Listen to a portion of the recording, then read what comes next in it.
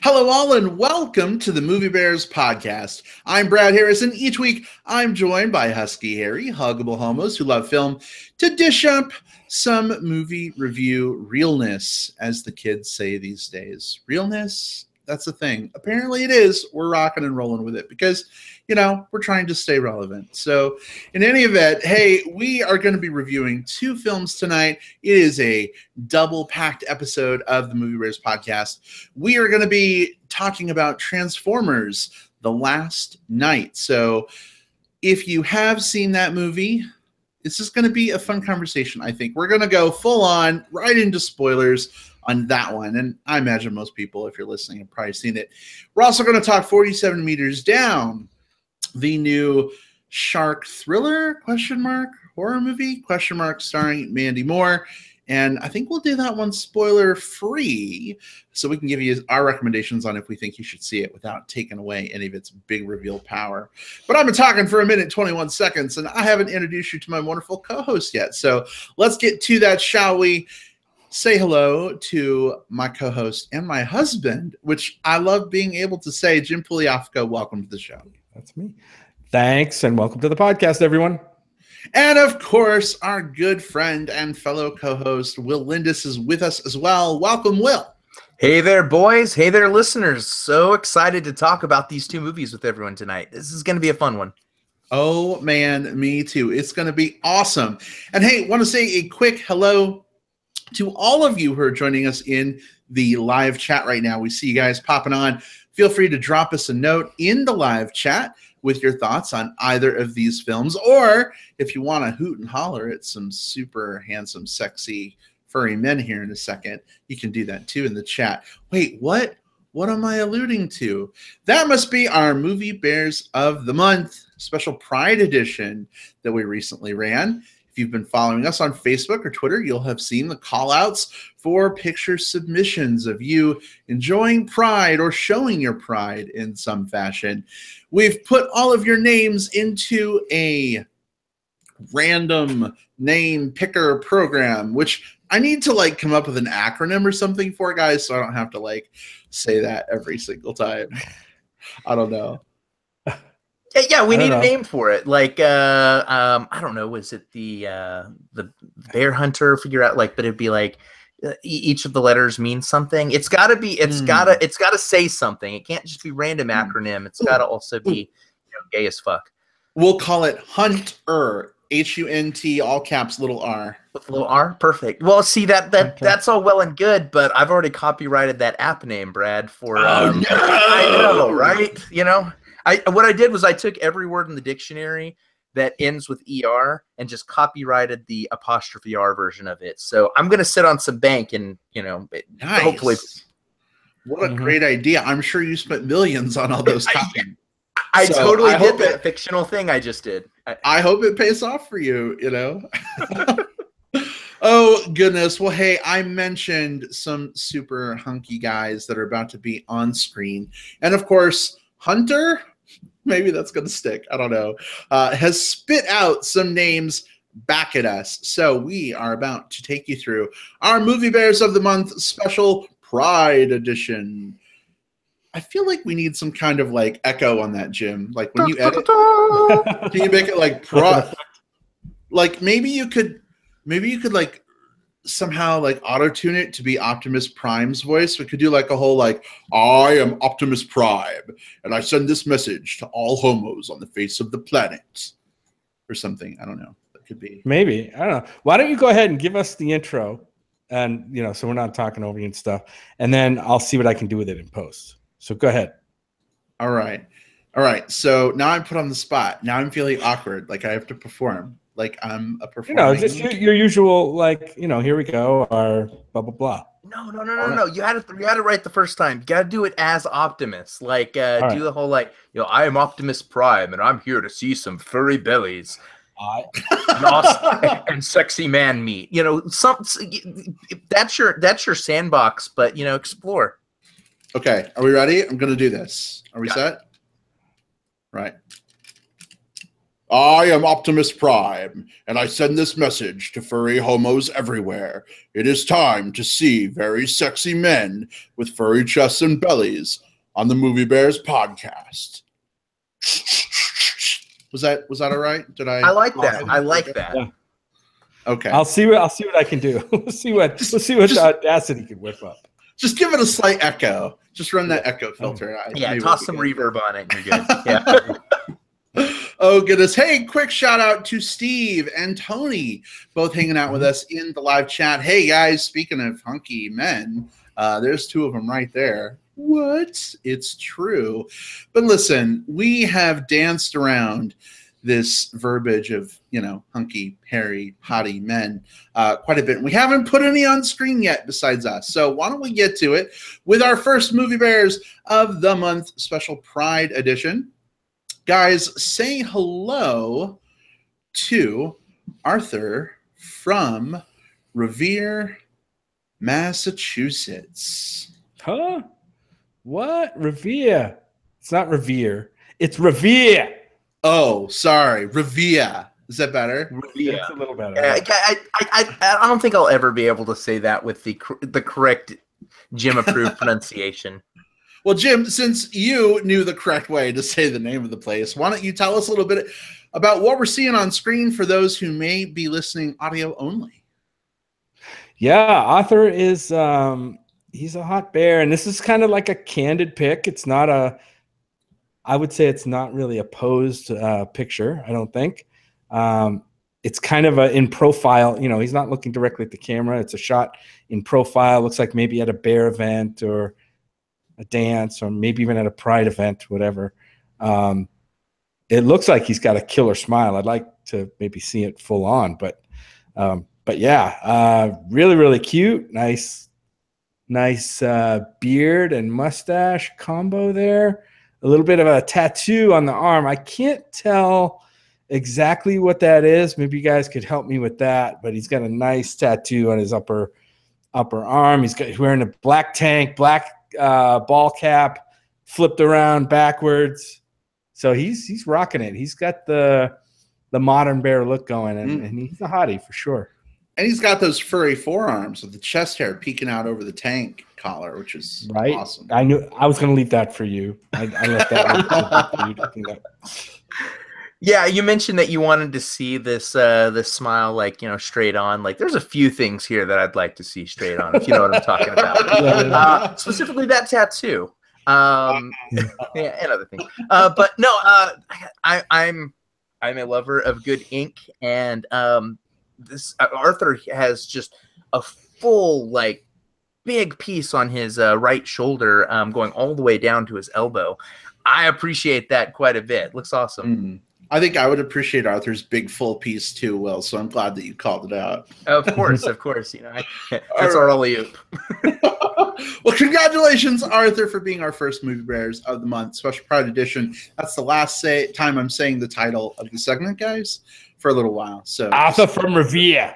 Arthur from Revere. Whatever. Is he Revere Beach?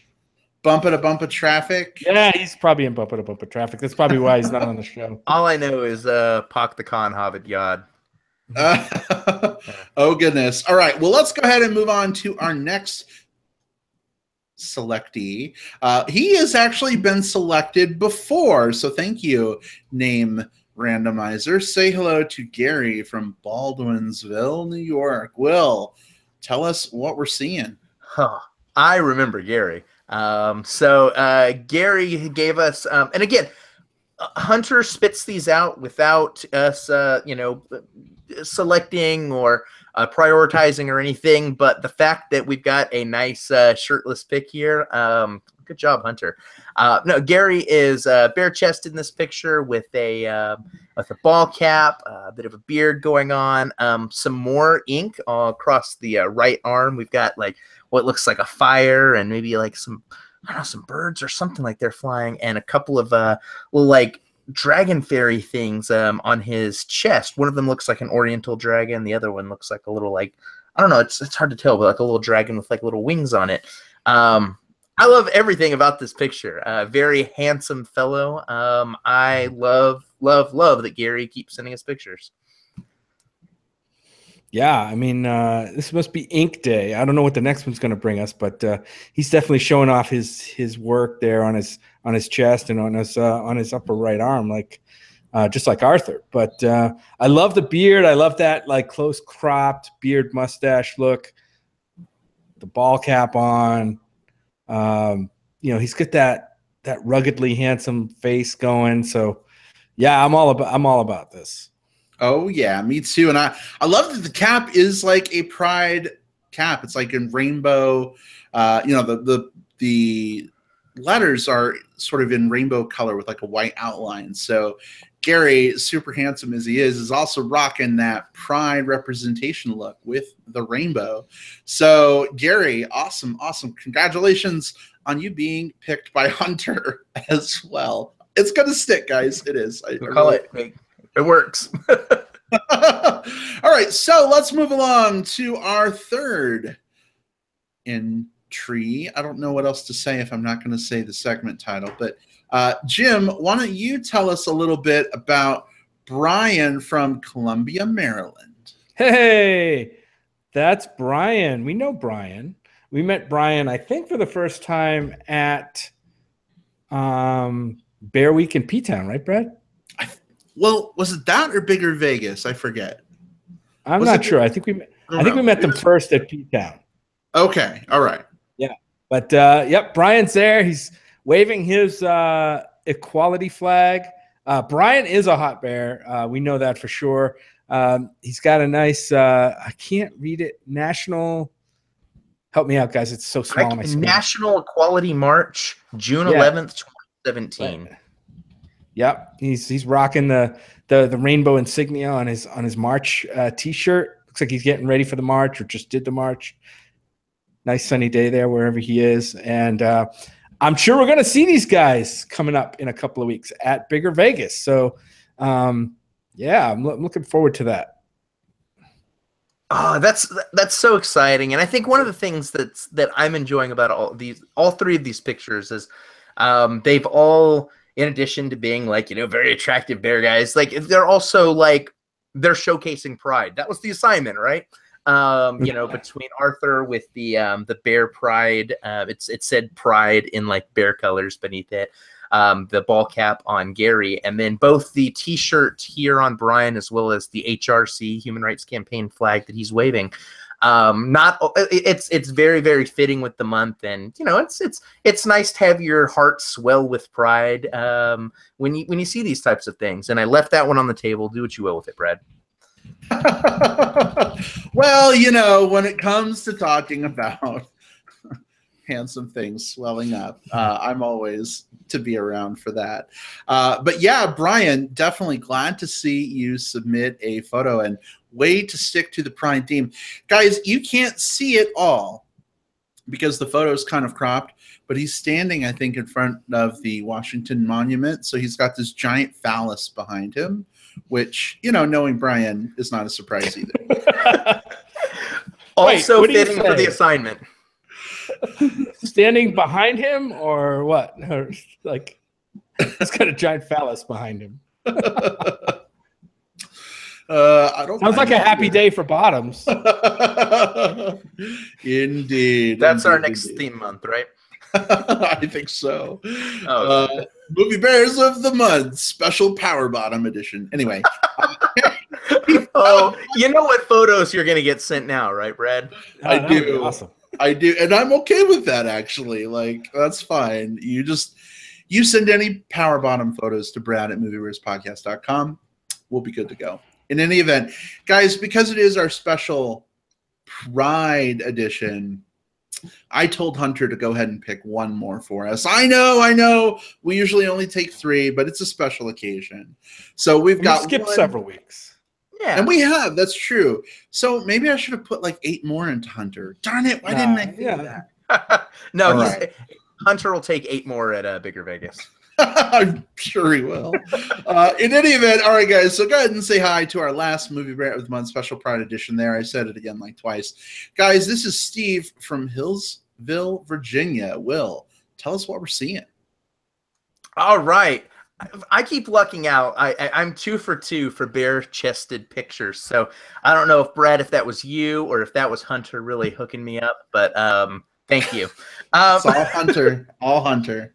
So what we've got here with Steve is a picture where it looks like, and this is pretty damn hot. This is an inside the shower picture. Like you can see like some of the, you can see that like the fur all over his chest is wet. It's a hot, freshly showered look.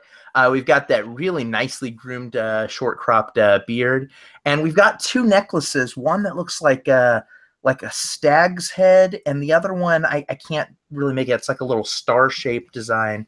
Yeah, like a sun or something. Like a little sun type thing. And so those are kind of nestled right there, right above the sheet of chest hair. All of which makes for a really good ensemble. So yeah, this is really working. Thanks, Steve. Yeah, handsome guy. I'm thinking that so this is the script that I'm writing in my head. He just finished up shooting a hot locker room shower scene, porn scene with a bunch of other hot bears, and he's taking a shower, and this is kind of like his publicity shot for the back cover of the DVD for this shower scene. Guys, you know what just happened, right? Jim just did his first venture into the world of erotic fan fiction. Like this is where it starts. Like Twilight 8, all bears, just all bears, is going to be written now, and it's because of Jim. Totally. Well, go ahead, babe. No, you go for it. Aren't all masturbatory fantasies really kind of fan fiction when it comes down to it? Yeah, and vice versa. Aren't all fan fiction just masturbatory fantasies? Exactly. Yeah, exactly. Isn't that how 50 Shades of Grey started? That is exactly. It was fan fiction of Twilight. Right? Well, so there you go. There's something here. You could be making like 50 Shades of Gay right now. There you go. Well, Steve in the chat says, why are all the Steves so hot? And since both Steves are hot, I have to agree. And I can think of at least 8 other really hot Steves. So maybe it's something about that name. I don't know. But Steve, thanks so much for sharing your picture with us. Man, I don't often say like woof, because that's become like a cliched bear thing. But woof, damn, very sexy. In any event, you 4 are our Movie Bears of the Month special Pride edition. Thank you for sharing your pride with us. Glad to celebrate that with you. Guys, man, I feel like I need a cold shower after all those pictures. Woo! Whew. Yeah, I know, right? Like it's been a little while since we've done that segment. So I forgot just how hot it gets in here whenever we run those pictures across the screen.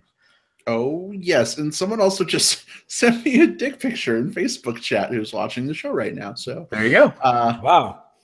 We can't air that one on the show on YouTube. Sorry. But, hey, way to run up that pride flagpole. Okay. So, guys, what do you think about shifting gears a little bit and talking movies?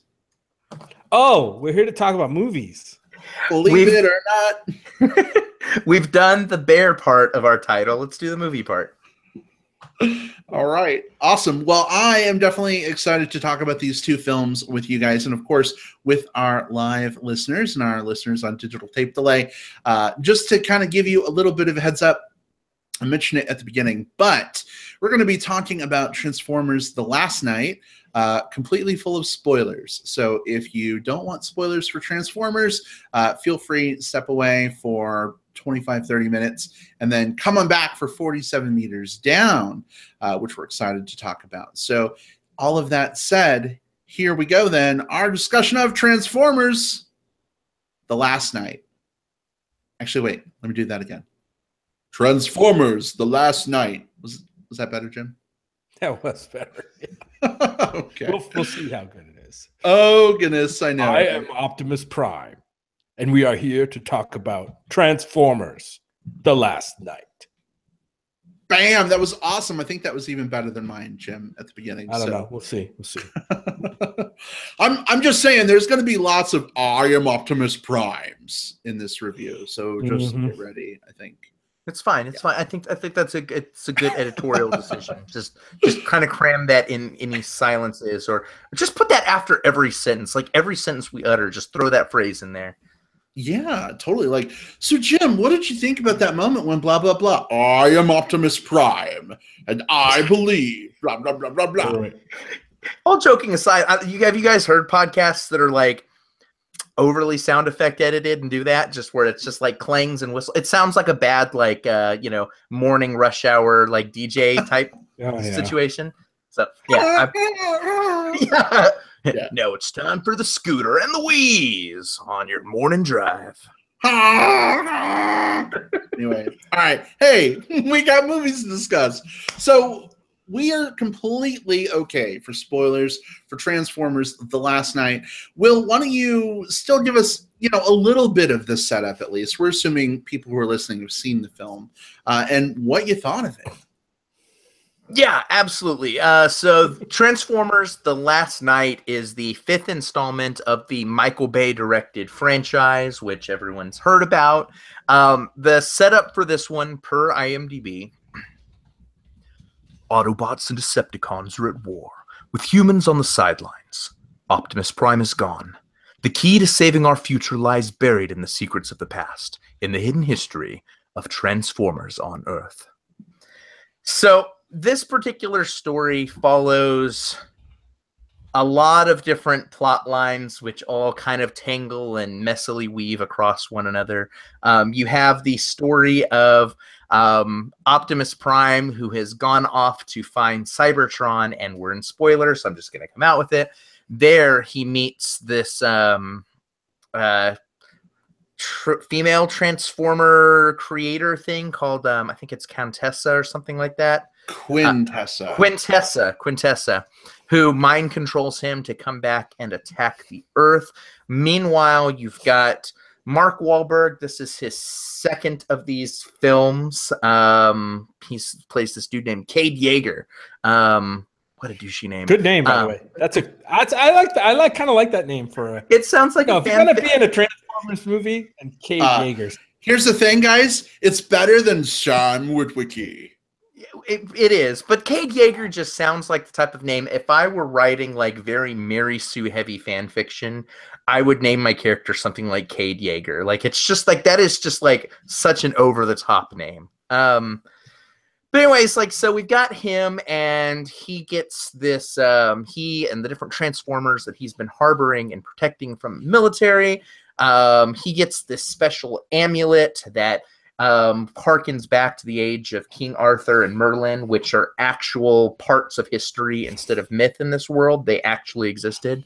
Meanwhile, the Transformers gave Merlin a staff once upon a time, which now this one particular person, a newcomer played by Laura Haddock, she's the only one that can possess. And when those things combine, it can either help protect or destroy the Earth. I think that's and also Anthony Hopkins is here, and he's the caretaker of like all of this history. The Witwikiverse. He is of the Witwikiverse. So literally, there were several plot lines that I didn't get a chance to throw in there, because if there's anything that this film really suffers from, it's a lack of restraint. It throws so many plot points out there that this could have honestly been, and please, I don't want this to actually happen, but this could have been split into like 2 or 3 movies with the same basic story beats, but allowed to breathe a little bit more and develop and grow and such. And you could have had a much more satisfying experience. We didn't get that. We just got so much movie with so much happening, with no time to process any of the things that were happening either. As soon as we found out a new piece, immediately there was either a punchline or an action sequence that you had to race towards as quickly as possible. Now, to this film's credit, and this will be the only thing I compliment about it. Whoa, well. Of the 5 movies, it is the only one that I feel actually has a 3-act structure. A lot of the previous ones were just action sequence to action sequence with a finale. This one, you could actually follow the act structure of it. Now, I'm also damning it with faint praise, because to say that a film has follows a 3-act structure, that should be foundational. That should be basic. Like, you don't earn any credit for that. I'm just not deducting any points for that. I'm deducting points for the acting, which even for like the solid performers like Anthony Hopkins, Stanley Tucci, no one really shows up and gives their A game here. I'm detracting points for script. I'm detracting points for dialogue. I'm detracting points for, this is an extremely, from a representation standpoint, we have a few moments that border on pretty racist, and we also have a few, in the 2 female characters that are introduced, Laura Haddock and this younger girl named Isabella. They're immediately introduced in context of whether or not they're dating someone. Like, that's how they're introduced. That's the world Michael Bay lives in. That's, you know, that's the type of film that he makes. So this is a sexist movie. This is a racist movie. This is a poorly directed movie. And worst of all, for me at least, this film changes aspect ratios every 3 seconds. Like, sometimes a film will do that if it wants to showcase like a special action sequence. Like, it'll switch to a full screen to make it look really big on IMAX. And that's fine if you do that for a scene or to showcase a specific moment. Directors playing with aspect ratio, that's in their toolbox, and I normally applaud it. But here, it would change every few seconds from widescreen to full screen. And then back. And back, and it would be within the same scene. So if it was just like me and Brad sitting there talking, every time it would cut to just a different angle of the room, us still talking, it would change aspect ratio. So these little black bars are popping up and down and up and down. And I had a headache at the end of this movie, and that doesn't happen for me. I don't get motion sickness. I don't have any of that stuff. But this was, I mean, this was incompetently put together in terms of aspect ratio. It's like, this is, if this was like a first timer, like if someone was in like film school, like putting out their first film and just learning how to edit, I understand like jumping all over the place. But there's, you know, for a movie with this budget, this is such a basic foundational thing that it should not have happened. So do I recommend Transformers: The Last Knight? Hell no, I don't. This is a bad movie. That said, I'm also not this film's target audience. I hated parts 1, part 2, and part 4. I didn't see part 3, so I can't fairly judge it. But I'm not, I was not predisposed to enjoy this one, and this film certainly didn't do anything to change that preconception. So this is a hard pass for me. All right. Hard pass from Will.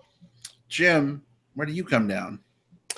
Well, let's see. I'm not sure I'm the target audience for this either. I didn't grow up on Transformers. I didn't care much for the first few movies that we saw. And this one is probably the worst of the bunch for me so far. Well, you talked about that aspect ratio thing. I want to talk about that a little bit. Did you see it in IMAX? I did not. I saw it just at a regular, just my regular draft house. Yeah. Because I had heard about the aspect ratio thing, and I'm like, okay, I'm going to look for that. And I didn't go in looking for it. I forgot to look for it, and it just wasn't something I noticed. Maybe if I had noticed it once, and then, you know, it probably would have bothered me a lot more. But I guess I just didn't notice that, or maybe I fell asleep in the parts that were switching aspect ratio, which is defensible. Could be valid. Yeah.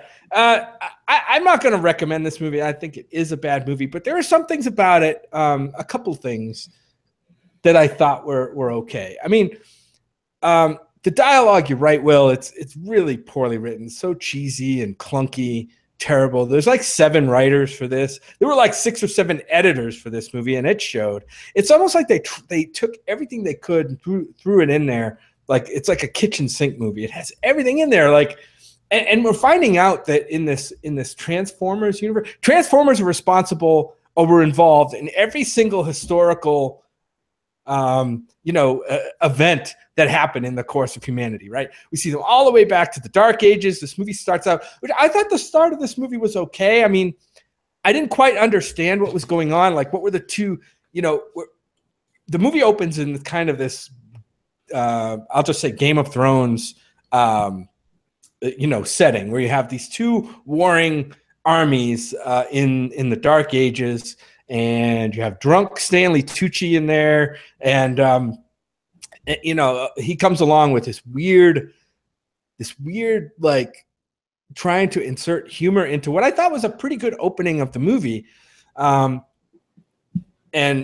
some real cool stuff going there and on in the battle, and a dragon comes along and all that stuff. All that stuff was pretty good. And then the movie kind of comes back to present day, and it really starts to lose it quick for me. You know, they bring in this Game of Thrones thing. There's a little Stranger Things in there right after that, which was kind of dumb because all those kids, you know, they bring in this group of kids that discover, you know, what's going on in Chicago, and then all of a sudden they disappear. They're not in the movie anymore. It's just really crazy. And the movie actually pummeled me into submission. Like, I don't want to watch this movie anymore because it was incomprehensible. The plot to me was incomprehensible. I couldn't tell what was the A plot, the B plot, what they were trying to do. By the end of the movie, I just did not care where this movie was going. So pretty terrible for me. I had to get up and leave the movie twice. One time I did have to pee. The other time I just really needed a break to get away from this movie. It was kind of that bad. I was praying for the movie to end. It's like 2 hours and 40 minutes long. It felt twice that long to me. Just not good. I can't recommend it. We'll talk about it more, but go ahead, Brad, guys. What do you think? So I only have, excuse me, I only have one thing to say about this movie, and that would be, I am Optimus Pride. Okay. So you know what? I want to see that movie. So for those of you who are just listening to the audio and you're not seeing the visual here, our friend Darren from Canada actually sent this to me. It is a picture of like a plastic or cardboardy Optimus Prime, but he's all decked out in rainbow colors, like doing a disco move. It's the best thing on the internet today, I promise. Anyway, so all right. So Jim, was this like soft recommend for you? Soft pass, hard pass? Hard pass for me. Okay, so 2 hard passes. Man, how do you follow that up? I would say this movie is pretty fucking terrible. And that's unfortunate for me because I actually liked the first couple of Transformers movies. And I liked the 4th Transformers movie. The 3rd one, don't even get me started. But I liked this, new character, Mark Wahlberg coming in. I thought that was kind of cool. I was glad that they kind of ditched his family in this new movie, except for like him trying to like call his daughter, but he can't talk to her because apparently they'll trace him by recognizing his voice or something, but they already know where he is anyway because, plot. So anyway, I was interested to see what was going to happen with like Mark Wahlberg and like this, spunky, lovable girl who, has headed up this, I don't know. She's running around with Canopy, a Transformer I've never heard of before. I'm not super familiar with like the comic lore. I don't maybe Canopy was in the cartoon and I just don't remember him. I don't know. But so like this isn't her first indoctrination to the Transformers, right? So we don't have that character through like whose eyes were discovering Transformers the first time. Everyone fucking knows what Transformers are. And kind of everybody hates them at this point, right? They have the whole TRF thing going on, like the anti-Transformers force. And now we've got the army guys from the first few movies now, ending up working with Mark Wahlberg, and all the human crap is a mess. Like, it's so disjointed and so confusing. First we're running here, now we're running here, now we're running there, but oh no, now we got to go back here. And it kind of reminds me, Jim and I have been watching the old Godzilla movies, and we're almost done with them. We've only got a few left, which I'm very sad about. But it reminds me of how, like, every time the humans are on screen, I don't give a fuck. I, like, pull up my phone and start looking at Tumblr or something. And then, like, when Godzilla comes back on the screen, like, I'm riveted. And when you have movies that are called Transformers, like, I don't know. That's what I want to see. That's what's interesting to me. And I just feel like they spend way too much time on the human stuff and not enough time on the Transformers stuff. And then the problem is even the Transformers stuff we have kind of starts out interesting and then just becomes I don't know, just like super predictable and super cliched. Like, you know, Optimus Prime left Earth at the end of the last movie to go find the creator. And, you know, he was going to like go destroy the creator or something. And like, okay, Optimus Prime has made it to Cybertron. And apparently like the Borg Queen is there and she's in control of Cybertron. And it's weird for me because first of all, I'm trying to figure out, and Will, maybe you can help me. Were you like, did you watch a lot of the Transformers cartoon? I did, but that cartoon and a few others of that same era exist in this perfect spot of my memory where like I was young enough to remember some of the main characters, but I wasn't old enough to really remember a lot of the storylines or like some of the one-off C characters. So I couldn't tell you much outside of like I had a Bumblebee and a Cliff Jumper toy, and I played with those like fucking crazy as a kid. But no, I don't remember like the deep lore. No, that's okay. So we have the Borg Queen named Quintessa, and I'm assuming that she is a Quintesson from the Transformers cartoons. I don't know if you remember these guys at all, Will, when you watched, but basically they could like repair Transformers and like, spoiler alert, they helped bring Optimus Prime back to life once upon a time. But they weren't known as like the creators of the Transformers or anything, at least that I know of in the cartoons. But now all of a sudden, you know, Quintessa is around and she's like corrupting Optimus Prime and turning him evil, and he's going back to Earth to try and take out his revenge and like, you know, destroy Unicron, who is apparently inside Earth. I don't know, guys. They just kept like unfolding, like plot point, plot wrinkle, plot point, plot wrinkle, to the point where it just gets this giant like ball of yarn all tangled that you can't. I don't know. It would just take too much time and too much effort to really sit down and try and fucking like deal with it. And that's how I feel about this movie. Brad, you know, you hit the nail on the head. Like I just Googled real quick just because out of curiosity, and apparently Quintessa is the name of the home planet of the Quintessons, which is the cylindrical five-faced race that you just mentioned. So, yeah, good pull. I didn't remember those guys. Yeah, I didn't remember them either. But Brad, you're so right. There's just too much that they tried to stuff into this movie. If they would strip one of these movies down and make a movie under 2 hours, you know, with a solid story. I mean, yeah, there's cheesy dialogue. You got to admit that some of the action stuff is cool, but like too much. It's almost like too much of it. It just numbs you to all the cool stuff they're doing on the screen. You don't even really notice it anymore. There's just so much of it. The performances by the actors, I mean, I'd love to be on set, man, because they've got to know what shit this stuff is when they're doing it. Like, how do they get through some of this stuff? I mean, Wahlberg and Hopkins, you could tell it looks to me like they're not sleepwalking. It looks like they're actually putting effort into, you know, making their characters be earnest. I think, you know, I can't fault the actors in these movies. I don't think they're going to elevate this movie any more than it was. I mean, they just don't have that. They just don't have that latitude with this editing and this script. They just don't. So all they can do is give it their earnest best. And I think for the most part in this movie, they all kind of do. So that's cool. And like I said, the effects, a lot of the effects, I mean, obviously Bay knows how to do effects, and he does them and does them and does them and does them. And he doesn't know when to stop. And that's what we got here. It's just kind of a mess of a movie that ultimately made me numb. Probably after the first 20 or 30 minutes, I just stopped caring because characters that I kind of cared about kind of disappeared. And then other characters came in. I don't really like a lot of the Transformer robots, the Autobots, like the big John Goodman one. Like, come on. It was way too much of him in this movie. Even though he's the most bearish one in the whole group.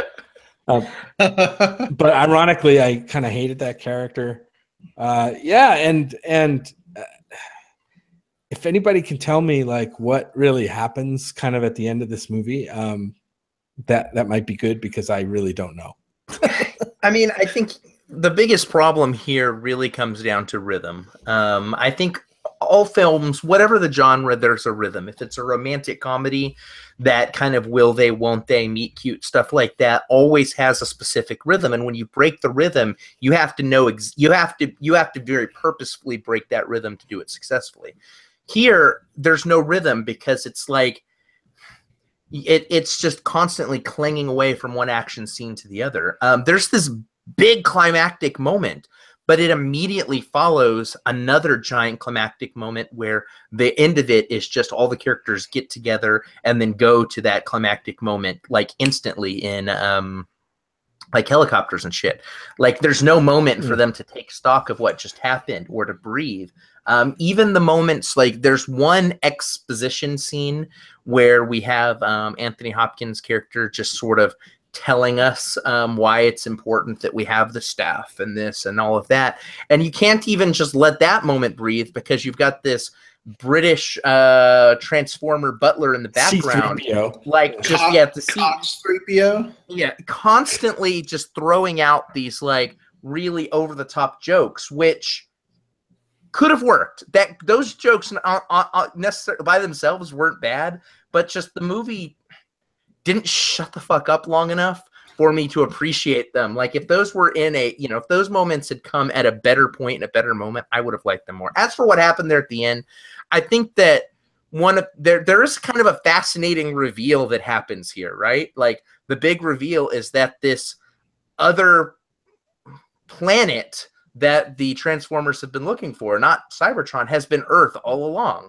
And that it's been carved out a long time ago, and it's why the Transformers keep coming here. And that's why there's, I mean, from kind of like a fate as storytelling type perspective, there's some cool stuff that could have happened there. But you don't get a chance to either explore it or to let it sink in, because there's just so much happening in that climax. Yeah. Like that's such a storytelling fail to me. Well, and here's the thing for me. Transformers, the movie, the animated film, is one of my all-time favorite movies. Like, I love watching it so much. And I actually think the plot of that movie is maybe what they're going to do with Transformers 6. Because we had Hot Rod in this movie. He was the new Lamborghini whatever thing. And we also had mentions of Unicron, who was a giant planet-sized, like, planet-destroying transformer. I've been teaching a class of Canadians all week, guys, at work, so I'm like picking up their accent, I think. A giant planet-eating transformer. And so in the plot of the animated movie, spoilers, I think you've all seen it anyway, Optimus Prime dies fighting Megatron. He passes on the Matrix of Leadership. Hot Rod ends up getting the Matrix at some point, becomes Rodimus Prime, and basically destroys Unicron with the power of the Matrix. We've seen the Matrix pop up in a previous Transformers film, although it was this weirdly bastardized version of like what the thing actually is. So it seems like this movie, I promise I'm going somewhere at this point, it seems like this movie is doing a lot of table setting for that story, because we have Unicron, right? We now have Hot Rod. It's like the pieces are kind of getting put in place. And it would be interesting for me, as much as I love Peter Cullen and I love Optimus Prime, I would be glad for Optimus Prime to fucking die and go away for a while, and like let's give things over to a new generation of Transformers, and maybe re-inject some life into this franchise. Supposedly, for real, this time Michael Bay is done with the Transformers movies. Mark Wahlberg is done. I think it would just be a great opportunity to kind of wipe the past aside. Let's recenter this and go from there. Only problem is that while he's done as the director, he's staying on as the executive producer, and so he's already listed on the IMDb page for Transformers 6 and Transformers 7 as EP. So even though he's not in the director's chair, you know that like a lot of those Bayisms are still going to make their way in, because the producer has a big role in the way the film comes across too. And that's disappointing, because I would love to see exactly what you mentioned, just like the the table completely cleared, and maybe it's just. Oh, I would. You know what I would be? I would love a. Go with me on this, guys. I would love a reboot of this franchise. Just somebody else take it and just start over and get all of this convoluted shit that's happened these last 5 movies. Like, I would watch a rebooted Transformers story, but I don't think we're going to get. I think we're just going to get more and more. Plus, we've got Bumblebee. Like, there's a standalone Bumblebee movie coming out that he's producing. Summer. Yeah. So, I don't know. This is a perfect redemption opportunity for Josh Trank to come in and do Transformers 6. Like, from the ashes of a franchise that everybody thinks is dead. I don't know how much money this thing's going to make. Did I see Steven Spielberg's name in the credits for this? We did. As an executive producer or something. I think I did. Yeah. I'm checking it. I think that's what I saw. Let me look.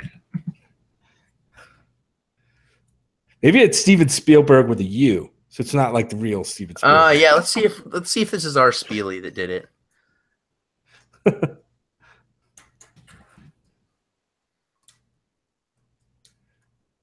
I don't know. Maybe not. Executive producer Steven Spielberg, and it's spelled the regular way. So okay, yeah. And I'm sure that who knows what involvement he has with it, but you think that somebody of his caliber would know what kind of movie they're putting out.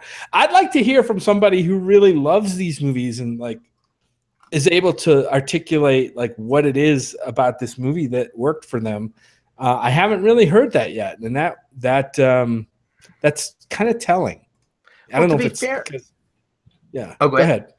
I was going to say, that to be fair, the thing that I think Spielberg, like, I think that as executive producer, like, these things are all profitable. Even though this one probably had the lowest opening of the 5, it still did well. Like, this is going to make a lot of money overseas. So it's like, that's the line. Like, I want them to like change the formula up and make these higher quality, but for them, there's no incentive because people keep showing up if they continue to do what they've been doing. So,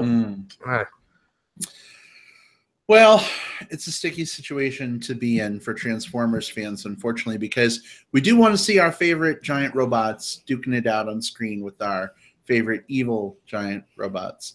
But I mean, there's just so much that goes along with it in these films that you can't avoid. Here's the thing, though.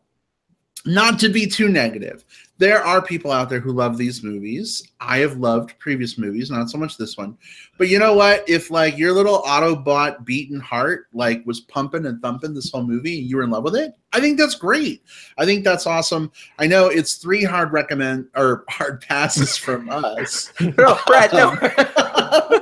But that doesn't necessarily mean that what we think, is necessarily in line with everybody else. So if you haven't seen this movie yet, and you've liked other Transformers films, and you're listening to spoilers for some reason, don't take our opinion as something maybe to sway you. The theater we went to see it in was pretty packed that night that we saw it. It was pretty full. There were people around us who were genuinely into the movie and pretty much loving they were laughing at every all the jokes. And while I may have found some of the jokes that they sprinkled in the movie just total incongruous kind of with the rest of the story, like they would throw in a joke in the middle of a tense battle scene, you know what I mean? And it felt tone deaf to me, but people loved that stuff, and they ate it up. So, like you said, Will, these movies really aren't for you.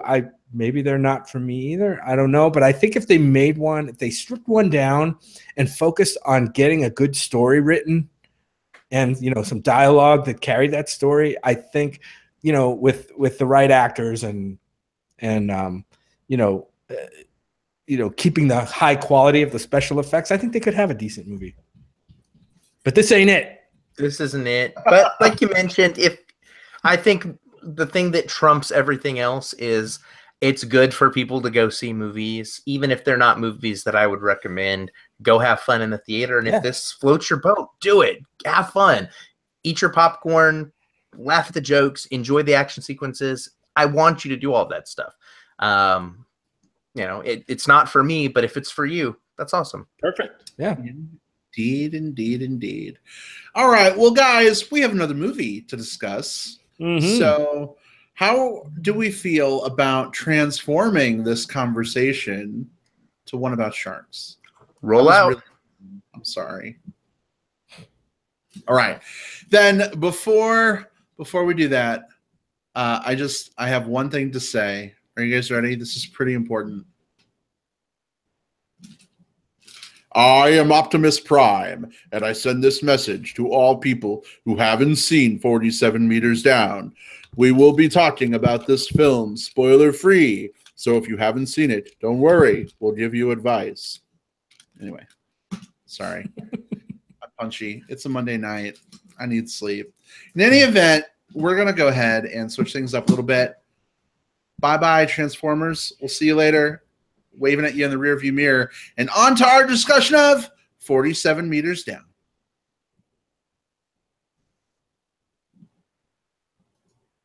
All right. And William in the chat says, Brad, you are the biggest dork. And that is probably the best compliment I think I could ever hope to receive. So thank you, William. My dork heart beats for all of us big dorks. Hey, dork formers. Oh, goodness. All right. So 47 Meters Down, we're going to talk about this film totally spoiler free. So if you're not sure about this movie and you want an opinion, we'll be happy to give it to you. Jim, why don't you kick us off a little bit? What's this movie about besides sharks, of course? And is it worth seeing? I will get to that, but I wanted another comment from William in the chat says, and this is appropriate for our next movie, 47 Meters Down. He says, it was said and meant with deep nerd love. Aww. 47 meters deep. How deep is your nerd love? And now we have an answer, 47 meters. Anyway, we're going to talk about this movie, 47 Meters Down. So last year around this time, we had a shark movie in the summer, which was really kind of cool because before that, other than, you know, the sci-fi Sharknado stuff, I don't think we had like a really wide release, big motion picture, summer semi blockbuster movie about sharks. And that movie last year was called The Shallows with Blake Lively, which we all kind of really enjoyed. If you go back and listen to our review on that episode, we all had a good time with that movie, and it surprised us in a lot of ways. Wish we could say the same thing about 47 Meters Down, but let me give you the spoiler-free plot synopsis right off of IMDb. Two sisters vacationing in Mexico are trapped in a shark cage at the bottom of the ocean with less than an hour of oxygen left and great white sharks circling nearby. They must fight to survive. So this movie is directed and written or co-written by this person named Johann Roberts, who I really don't know that much about, but it does star Mandy Moore, recently of TV series. She does a lot of TV. A movie called a TV show called This Is Us, which Brad and we've watched. Claire Holt, you have Matthew Modine in here, who we've seen in God, Brad, help me out. What did we see him in? We talked about it. We'll get to that. But I don't remember. Yeah, Let me IMDb it. I keep saying Marvel movies, but it's not Marvel movie. It's something else that he's been in.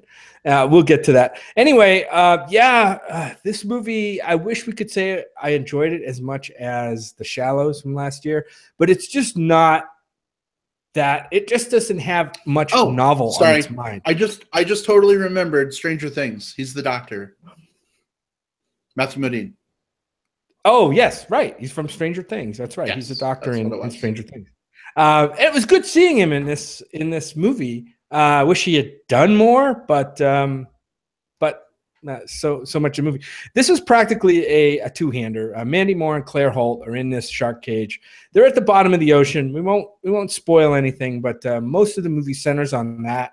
the tribulations that they go through in trying to get out of that situation. Let's just say, man, I just wish this movie had more on its mind than putting a couple of damsels in distress after being, talked into it by a bunch of jerky dudes who are on the surface and safe. There's something felt weird about this movie from the get-go. Sure, we see these women doing what they can and being resourceful in their situation, and that's cool. But the whole setup of the movie just felt kind of really hinky for me. And not only that, somewhat predictable. We can't talk about the ending here, but I will say the movie might have a surprise or two up its sleeve. Towards the end of the movie. Won't give away what that is. I just wish this movie had a little bit more pizzazz. Like The Shallows, I enjoyed it. There was a lot of cool cinematography in that. There was a lot of interesting character moments that it just didn't get. And it's hard to do in a movie like this where The Shallows was Blake Lively kind of stranded on a rock above the ocean. Both of these characters are underwater. Do you know how difficult it's got to be to convey any kind of emotion between characters or from the character to the audience with a mask over your face? Your voice is modulated through some stuff. It's just not a great setup for an interesting movie. It just didn't. It was kind of flat for me. So this is really a soft pass for me. I can't recommend it. Okay, so it's a soft pass from Jim. We'll move on, I suppose, to my thoughts, because Jim, we saw this together. We actually saw this with a friend of ours, Sam, as well. And he's typically into like horror, scary movies, and I don't think any of the three of us really liked this film. We were having more fun joking about this movie than we were actually seeing the movie. Right. But you know what? That's okay too. Even though this movie isn't great, and it's not for me at least, I still had fun seeing it. It was still a fun experience. I mean, it's no like Jerry O'Connell penis floating around in a piranha movie, but like it was still interesting. I don't think this would be something I would recommend in general. But I mean, if you're looking for a summer movie about sharks eating people, like this could provide some fun for you. I do like Mandy Moore a lot on This Is Us. I think she's fantastic in this movie. I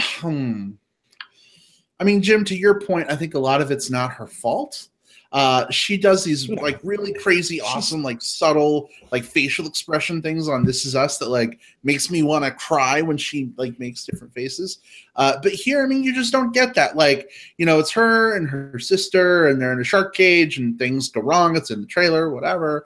And like, she's like afraid for her sister, and blah blah blah blah blah. But like, it's just Mandy Moore's eyes in a mask. You know what I'm saying? There's, I don't know. It's hard, and so I think the actors have to over emote because they're underwater and they're in all this gear.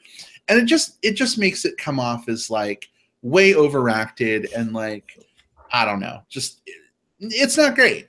Also, anytime your movie is set underwater the whole time with the motherfucking sharks, you've got to pay lots of money so we can see the motherfucking sharks. And sometimes the CGI sharks just look motherfucking bad. At least with The Shallows, when Blake is up on the rock, we get to see the shark like under the water, swimming by, and that creates some menace too and some tension.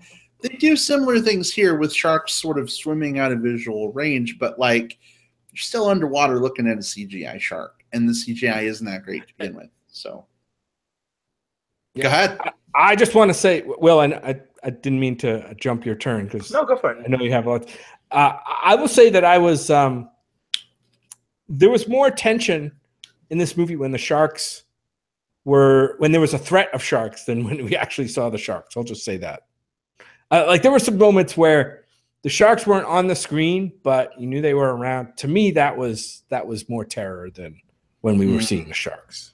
Agreed. Well, sorry to jump ahead there. I think that definitely says something about the movie. But yeah, Will, very curious to know your thoughts here. Go for it. Yeah, no, you guys set it up well. I disagreed, but I get where you're coming from on this, because for me, I kind of liked it. I didn't love it, but this movie is sort of this movie follows a lot of like the kind of the B movie tropes, and that's not always a bad thing. Like, I think we immediately come to think of that as a lack in quality, when sometimes it also means that it's a narrow visioned focus on something that's a very hyper-realized situation, just sort of played out just for kind of entertainment and fun. And that's what I got from this. This particular movie was less about the sharks and more about the feelings of like hopelessness and isolation, and the sort of the ticker, like the entire time they're having to worry about how much oxygen they're going to have.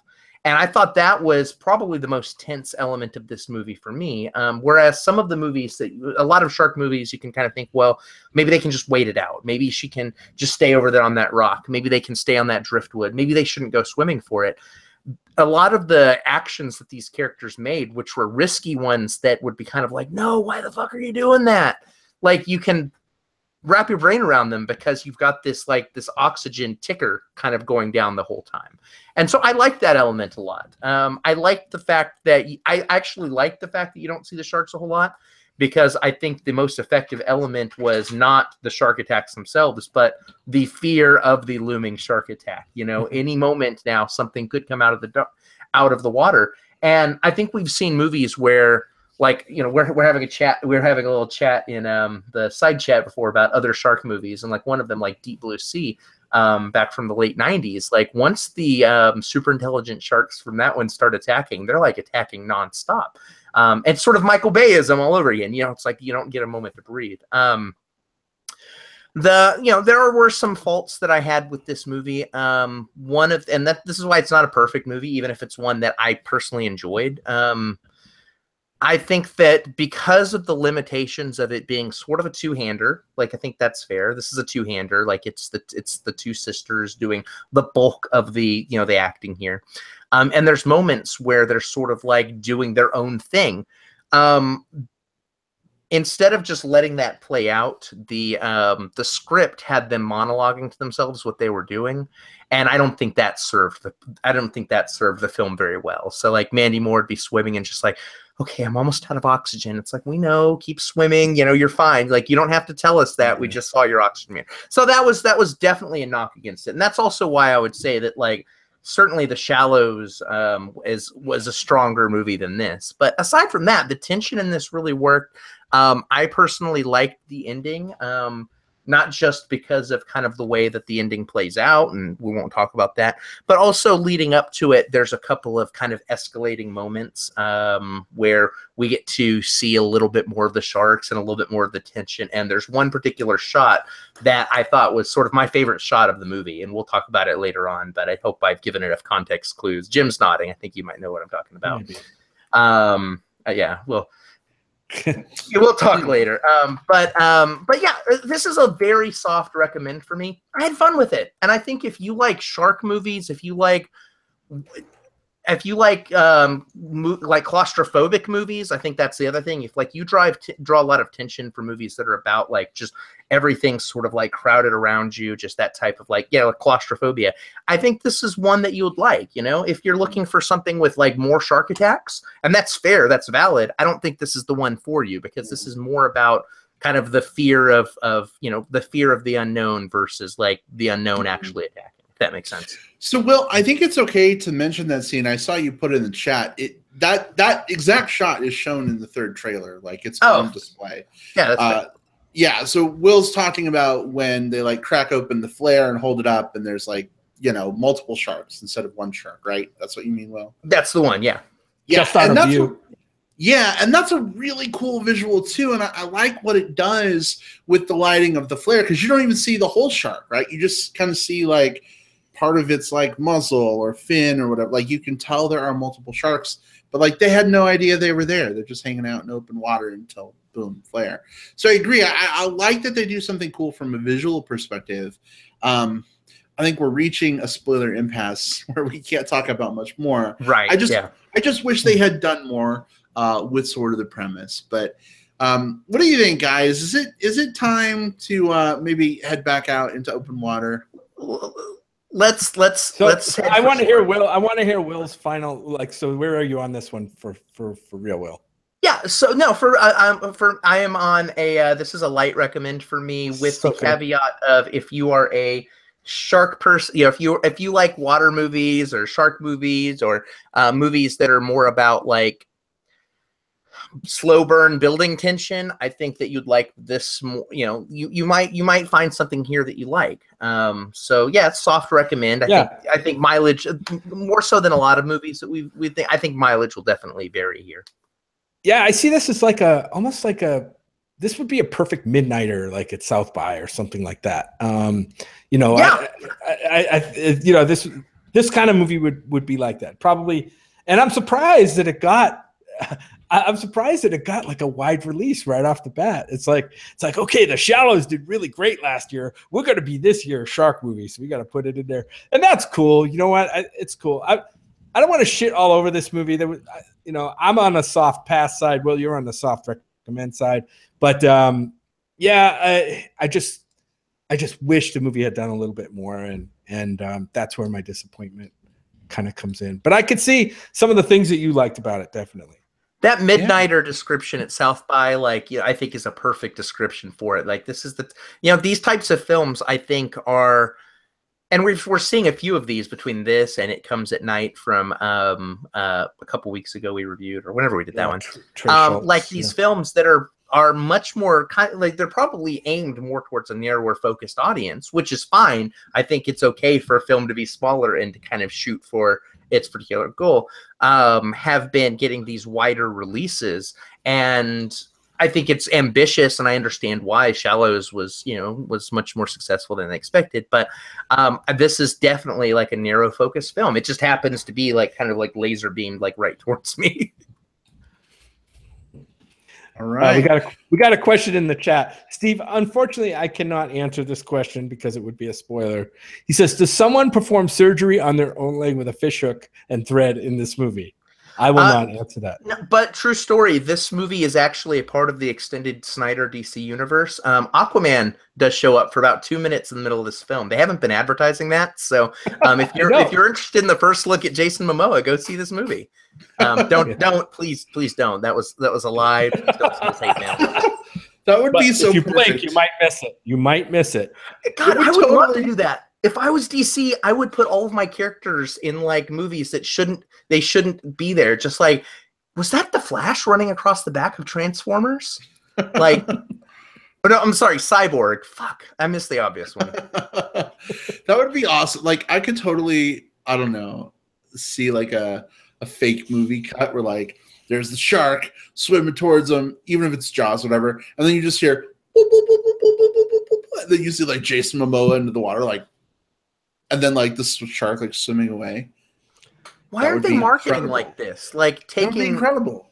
See, why DC needs to reach out to us and pay us all of the big bucks. Because we are just, like, we're just dishing them out for free right now. Like, this is idea goldmine we're just sitting on. Like, seriously, if we monetize these, DC tosses us a little bit of that Snyder money, I think we'd be in good shape. Come on, DC. Think so too. Well, one of the other things I was thinking about when watching this movie, it's just astounding how, kind of where blockbusters got their start was with Jaws, was with a shark movie. Jaws is the original blockbuster movie. And now we have several blockbusters a year. And still, every shark movie that's come out since Jaws has been chasing Jaws and the impact that Jaws has. And it's kind of astounding when you think about it, that one movie that was kind of made on a not a big budget, just somebody's idea, a good book, and there you go. It's I don't know if it'll ever be topped. Well, we always have Moose Jaws coming out. Is it next year? The third part of the Kevin Smith trilogy. It's Moose Jaws. Oh, really? The actual IMDb description for it. This is the third one after Tusk and Yoga Hosers. Moose Jaws. The IMDb description is like Jaws, but with a moose. That's all it says. So Wow. It's also chasing Jaws. Well, ask him about that on Friday, babe. Hey, there we go. An evening with Kevin Smith. We're headed to Friday night. I don't know. Maybe we'll Tell run us about into Moose Jaws. the bathroom or something and be like, "Hey, If you run into him in the bathroom, there's other things you could ask him about. I suppose There's other Jaws you can ask him about. All right. Well, I'm going to go ahead and transition us away from 47 meters down and into some plugs as we look to wrap up here. And I'll kick things off with my plug for this week. A very popular movie, speaking of South by Southwest, is coming to theaters this week. Baby Driver is hitting. We are actually going to go see it tomorrow night. Will, I think you saw this movie last night. Is that right? I did, and I've got plenty to say about that, but I'll do it next week because. Well, I wasn't inviting you to talk about the movie. I was just confirming that you've seen it. So I know you're excited to chat about it, and the trailer looks pretty good. Actually, I'm very excited to see this movie. I was bummed we didn't get to see it at South by. So sometimes that's the way it goes with some of these movies. They come out at the festival, and then a few months later they come out in person. So even if we miss them, we still get to, see them when they eventually arrive. So definitely check out Baby Driver this weekend in theaters. Let's move on down to Will. Will, what you got? Yeah, I guess what I'd like to talk about is something. It's kind of a twofer, but it's a related twofer. Some of you might remember way back in the day, Glow, the Gorgeous Ladies of Wrestling. It was on, I think, Saturday mornings, and it was all women wrestlers with like comedy sketches. It was a lot of fun. I remember it, kind of fuzzy side of my memory because it was when I was as much younger. But there are two properties out right now that I should direct you towards because they're both pretty high quality and they're both related to Glow. First of all, Netflix has released its original series. It's a 10-episode run, which just came out this week. And it stars Alison Brie as one of the many women who are trying to get Glow off of the ground. And so all of the characters in this, they're not named exactly after the actual wrestlers, but they are all variations on them. Like you can line them up and match to like which wrestler each one represents. And it's the same executive producer as who does Orange is the New Black. So a lot of the same sensibilities and same ensemble qualities are here. So it's a lot of fun.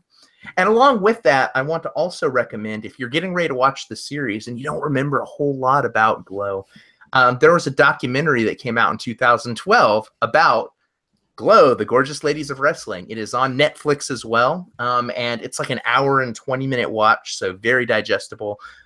Bring your tissues. You might tear up a little bit at a few points. It's a really solid doc, even if you're not interested in the material. So you need something to do this weekend, binge Glow and watch that documentary. It's what I did last weekend, and I'm pretty happy about that. So, Will, just a question for you. Do you have to, glow stick yourself out to watch Glow? You do not have to glow stick yourself out. No neon or spandex is needed. It doesn't hurt, but it's not. Make a heck of a party, right? If you had black lights and everybody decorated in glow paint. And then you're going to have a living room full of gay men that show up and they're like, this isn't what we thought this party was going to be. Why are we watching women wrestlers? Oh boy, awesome recommendation, Will. Thanks so much. And Will, I was just joking about the whole not inviting you to comment. Yeah. I just want to make sure. All right.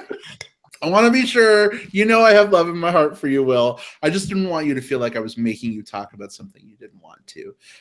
So I was trying to save you in a way in any event. So good recommendation from Will. Moving awkwardly on. Jim, close us out for plugs. What have you got? I just by chance have been. I think I've talked about Filmstruck before. It's a service. It's a film service that we get through Apple TV. It's like $10 a month or $11 a month or whatever, and you get to watch some really, really great films by some great directors. And they have for Pride Month, they have this gay and lesbian curated section set up. And I was flipping through there and I saw this movie, a couple of movies. And one of them caught my eye because it's by director Wong Kar-wai, who I love. My introduction to Wong Kar-wai was through The Grandmaster, Brad, you saw this with me, right? Mm-hmm. Yeah, we both definitely love this movie. I didn't know, but he had made a gay relationship drama movie called Happy Together. And I caught up with that last night on Filmstruck, and I was really, really pleased with how much I like that movie. It's only an hour and a half. It's on Filmstruck. It's called Happy Together. Tony Leung, I think, is in it. It's about these two guys. They're in a relationship already when the movie starts. They move to Argentina from Taiwan, I think it is, or Hong Kong, just they're having their issues and they're trying to kind of shake up their relationship and reconnect. And as things do when people try to shake up their relationship, things kind of start to untangle. And it's a really poignant, great little gay love story drama. Very beautifully photographed and stylized. I mean, there's a lot of shots in this movie that I can see in other directors' films, like last year's Oscar winner right behind me, Moonlight. I'm sorry. You can see how these new directors have been influenced by Wong Kar-wai, who started making films 35 years ago.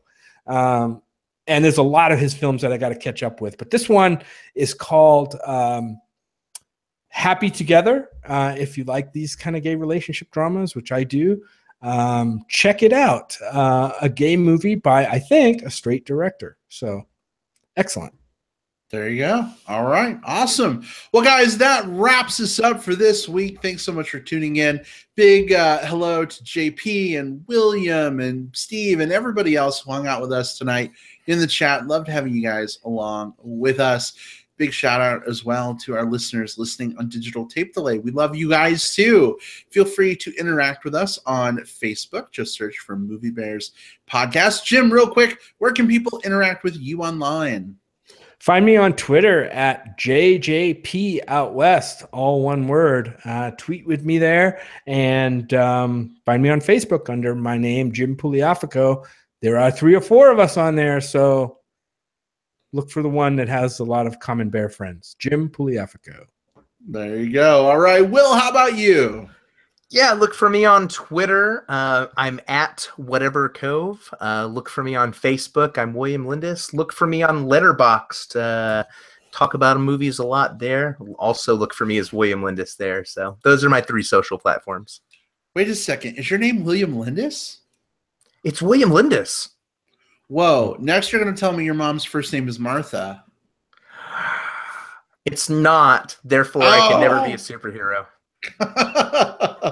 Oh goodness. Well, hey, you guys can find me on Twitter at iBradPro and on Facebook under Brad Harris.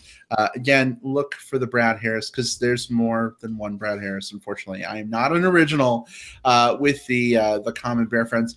Also, send a message too if you can, just so I know you heard me on the show or something, and you're not some random like army person who needs $5,000 to get home, and can I please wire it to you via the Nigerian prince that you know. Anyway, all right. Goodbye, everybody. We'll see you next week. Take care. Bye. Bye-bye.